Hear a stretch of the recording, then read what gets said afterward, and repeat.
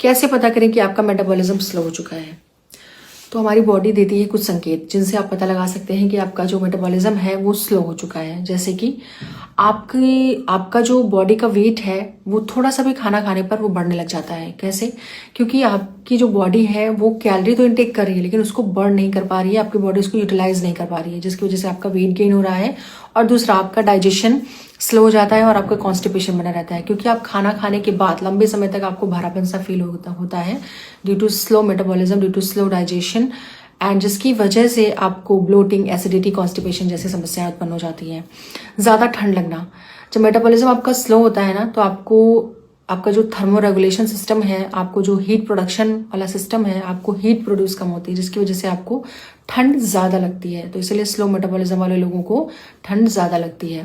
Hair fall and dry skin, क्योंकि आपका repairing system जो है ना, स्किन का, हेयर का रिपेयरिंग, आपकी बॉडी का रिपेयरिंग जो सेल्स का सिस्टम होता है वो स्लो डाउन हो जाता है, जिसकी वजह से आपकी बॉडी में स्किन की क्वालिटी और हेयर आपके बहुत ज़्यादा हेयर फॉल होने लग जाते हैं और स्किन की क्वालिटी वो कम होने लग जाती है, आपकी स्किन ड्राई हो जाती है। बहुत सोने के बाद भी आपको थकान लगना, क्योंकि आपके एनर्जी लेवल स्लो रहते हैं और जिसकी वजह से आपकी बॉडी बहुत ज़्यादा थकी हुई सी महसूस होती है। शुगर क्रेविंग्स का बढ़ना, क्योंकि स्लो मेटाबॉलिज्म की वजह से आपके जो शुगर लेवल्स हैं वो फ्लैक्चुएट होते हैं, जिसकी वजह से आपको बहुत ज़्यादा क्रेविंग्स होती हैं, शुगर क्रेविंग्स की। आपको शुगर फ्लैक्चुएशंस की वजह से आपका जो बॉडी के सेल्स हैं वो यूटिलाइज नहीं कर पाते एनर्जी को, जिसकी वजह से आपको बार बार मीठा खाने की क्रेविंग्स होती हैं कि आपको भूख लगी हुई है, क्योंकि वो ग्लूकोज को यूटिलाइज नहीं कर पा रहे हैं।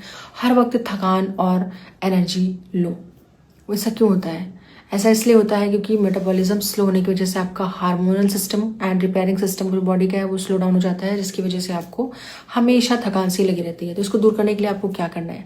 एक तो सुबह आपको जल्दी उठना है, फिर आपको डिटॉक्स ड्रिंक लेनी है, फ्रेशन अप होना है, उसके बाद आपको करनी है एक्सरसाइज करना बहुत ज़रूरी है बॉडी की एक्टिविटी के लिए। फिजिकल होना बहुत ज़रूरी है। आप तुरंत फिजिकल एक्टिविटी स्टार्ट कर दीजिए, वॉकिंग, रनिंग, जॉगिंग, योगा, आपको जो भी अच्छा लगता है, जो भी प्रेफर करो आप वो करो, लेकिन करो एनी हाउ आपको फिजिकल एक्टिविटी करनी ही करनी है। हेल्दी खाना खाना है, आपको कंट्रोल करना है अपने पोर्शन को। आप जितना खाते हो उसको पोर्शन को कम कर दो, थोड़ा खाना कम कर दो, फाइबर ज़्यादा खाओ, प्रोटीन ज़्यादा खाओ, और जो फैट्स हैं हेल्दी फैट्स लो। एंड आपको बहुत ज़्यादा फैट और कार्बोहाइड्रेट पे ध्यान नहीं देना है, आपको प्रोटीन और फाइबर ज़्यादा लेने हैं। और पानी खूब सारा पियो, दिन भर में आपको 3 से 4 लीटर पानी पीना है।